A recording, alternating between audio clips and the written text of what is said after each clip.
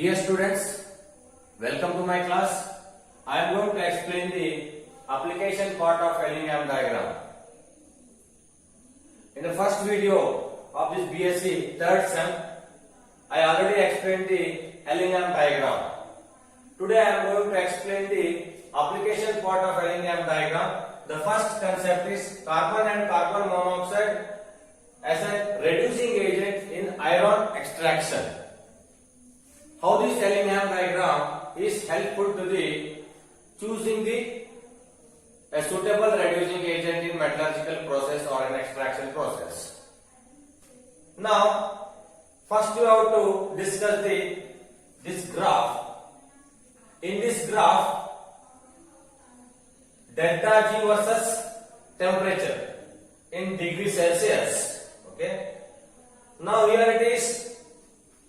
You are getting a straight line. This is upwards, and some straight lines is downwards. Some of these lines are not deviated. It is horizontal to this one. So I am going to give the explanation to all these variables. First of all, here this line is when 2C plus O2 gives rise to 2CO. It means carbon reacting with 1 mole of oxygen to formation of carbon monoxide, one part, and again one more part, carbon reacted with 1 mole of oxygen to give rise to carbon dioxide, and after that 2CO plus O2 gives rise to 2CO2. Now this carbon monoxide reacts with O2 and formation of carbon dioxide. And one more, iron is converted into FeO, iron oxide, ferrous oxide. When iron is reacted with 1 mole of oxygen and converted to ferrous oxide. Now, what is the major concept involved in this? First, I am going to write all the reactions. First reaction is C plus O2. C plus O2 gives rise to CO2. Okay. Now this is solid one. This is gaseous one. This is also a gaseous. Now remember, these lines are not deviated. C plus O2 gives rise to CO2. Why this is happening? Here there is a solid is there, gaseous system, and then is a formation of gaseous system. So 1 mole of oxygen is used here. Here there is 1 mole of carbon dioxide is formed. Number of moles is not changing here, but here carbon is there. Carbon is a solid one, it's converted into gaseous state. Okay, but here C, there is a 1 mole, and again O2 is also 1 mole, and formation of 1 mole of carbon dioxide. These two are compensating number of moles and entropy change. These two are compensating. So that's why here the straight line is, you are getting straight line, and it is parallel to this x-axis or temperature increasing. When the temperature increasing, delta G is not changing in this. Okay, it's clear, because of these two factors are compensating. This is the one equation, and after that one more equation I am going to take. Here 2C plus O2 gives rise to 2CO. This is downwards. 2C plus O2 gives rise to 2CO. In this case, solid one. Now this is gaseous one, and this is also a gaseous one. Now large change in the entropy. 2C plus O2 gives rise to 2CO. Now 1 mole of oxygen is used, but 2 moles of carbon monoxide is generated here. 2 moles of carbon monoxide. And one more thing you have to remember. Now whatever this carbon is there, solid one, and this is gaseous one and converted to 2 moles of gaseous molecules. Now entropy is positive in this case. Okay, entropy is positive. According to this equation, delta G is equal to delta H minus T delta S. Okay. Now in this case, delta H is negative. If you remember, delta H is negative. Okay, delta H is negative. And what will be the T delta S? T delta S, when temperature is increasing, okay, what will be the delta S? Okay, delta S. Now the delta S is T into, here the value is a positive one. Okay, value is a positive one. Positive delta S, positive delta S. Now T delta S is increasing. Okay, T delta S is increasing the values. Okay, values, not changing the sign. According to this equation, delta G, okay, delta G, and it's minus delta H. Okay, because it is negative one, minus delta H. And here it is minus into plus, it is a minus only. So these two are minus values. Okay, automatically delta G is more and more negative. Whenever the delta G is more and more negative, so it is downward, because here the negative value is increasing in this direction, So that's why this 2C plus O2 gives rise to 2CO. It is downward, because entropy is a positive value. Whenever the entropy is positive, the reaction is more and more spontaneous. Whenever the delta G is more and more negative, the reaction is spontaneous. Okay, so according to this, or according to thermodynamic concept, okay, this concept or this Ellingham diagram can be explained. Okay. Now after this, one more equation I am going to discuss. So this is 2CO plus O2 gives rise to 2CO2. Now in this, 2CO, this is gaseous system, this is also gaseous system, and this is also a gaseous system. But what happens here? There is 2CO. Okay, this is also gaseous, this is also gaseous. This is 2CO2 is formed. Okay. Now in this case, how many moles? 2 plus 1, 3 moles gives rise to 2 moles of CO2. But only one molecule, here there is a 2 molecules is there, 2 types of molecules. Now what will be that entropy? Entropy is more and more negative value. Okay. Whenever the entropy is more and more negative value, according to this equation, delta G is equal to delta H minus T delta S. When T delta S is negative, okay, according to this, delta G, this is negative delta H, and then here negative minus into minus, it is plus value, plus T delta S. Whenever it is a plus and this is a minus, okay, that's a subtraction. Automatically, this value of delta G is decreasing. It means it is more and more positive value or lesser negative value.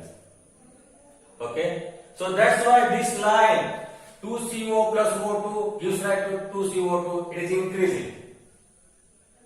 Okay. Now these three concepts you have to know it. Okay. First one, C plus O2 gives rise to CO2, 2C plus O2 gives rise to 2CO, and then 2CO plus O2 gives rise to 2CO2. Now after that, how this carbon and carbon monoxide is used as a reducing agent in iron extraction. Okay, look at this Ellingham diagram. Okay, look at this Ellingham diagram. In this case, Fe and the converted into FeO, ferrous oxide, the formation of metal oxide. There is a straight line, it is upward direction, but in this line, okay, here 2CO plus O2 gives rise to 2CO2. It is below the formation of metal oxide line. Now, this is the formation of metal oxide, remember, okay, up to 710 degrees Celsius, Now, the line, the formation of carbon monoxide to carbon dioxide line is below the formation of ferrous oxide. Okay, so that's why up to the 710 degrees Celsius, carbon monoxide used as a reducing agent in iron metallurgy. I will show that. Here there is 2CO plus O2 gives rise to 2CO2. Remember? Now after that, up to 710 degrees Celsius, okay, carbon monoxide used as a reducing agent, because whatever the formation of carbon dioxide from carbon monoxide line is below the formation of metal oxide. So that's why I am taking this CO plus FeO gives rise to CO2. Okay, CO2. This is happening below 710 degrees Celsius. Okay. Now CO, carbon monoxide, FeO. Here there is, in the place of oxygen, FeO is there. Now FeO will give to the oxygen to this CO and formation of CO2. Okay, formation of CO2 below 710 degree. After 710 degree, what happens? This formation of carbon dioxide from carbon monoxide line is above the formation of metal oxide. This metal oxide. So that's why we cannot able to reduce after 710 degree Celsius. Okay. This is the first concept. So that's why in iron metallurgy and blast furnace, okay, below 710 degree, carbon monoxide is a reducing agent. Now after that, how this carbon is used as a reducing agent in an iron metallurgy. Now I am taking this line. 2C plus O2 gives rise to 2CO. 2C plus O2 gives rise to 2CO. This is gas. Okay. Now in this case, after 710 degrees Celsius, okay, now this formation of metal oxide line is above the formation of carbon monoxide from carbon. Okay, carbon monoxide from carbon. Now in this case, I will take carbon plus FeO, carbon plus FeO and formation of carbon monoxide only. Product is same. Here the reactant you have to take that carbon is same, but in the place of oxygen, so you are going to take that FeO. FeO will having a oxygen, so this oxygen transferred to this and formation of CO. Because so that here there is 2C plus O2 formation of CO. The line is below the formation of metal oxide. Now delta G value of formation of carbon monoxide from carbon, its higher value. Higher value means more and more negative. It is more and more spontaneous or stable one. Got it? So that's why after 710 degrees Celsius, carbon used as a reducing agent in an iron metallurgy. Okay, iron metallurgy. Clearly it is showing. So this is the line, the formation of 2CO from C. This is what actually the usefulness of the aluminum diagram.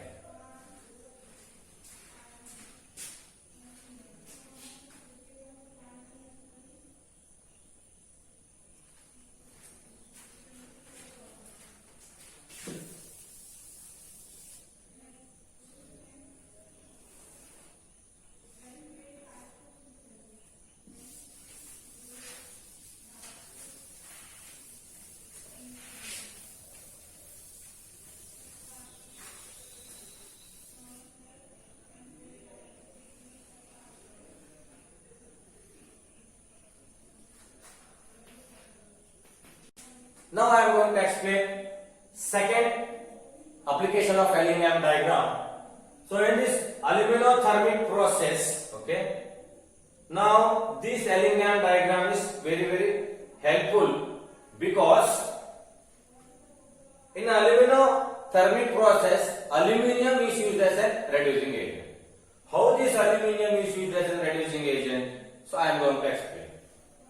First, considering the graph, this is temperature in degrees Celsius. This is delta G, standard free energy change or a free energy change in kilojoule per mole. 1 mole of oxygen is consumed.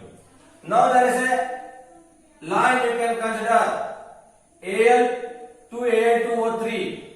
Okay. Now this line is when aluminium is consuming 1 mole of oxygen and the formation of aluminium oxide. Similarly, chromium is consuming 1 mole of oxygen and formation of chromium oxide. Here I am going to write the reaction. Okay.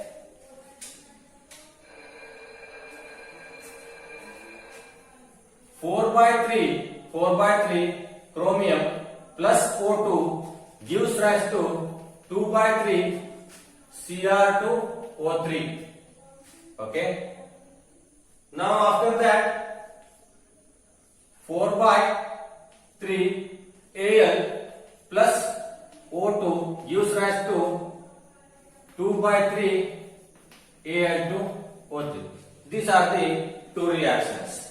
Now in these reactions, first one, here delta G is equal to minus 540 kilojoule per mole.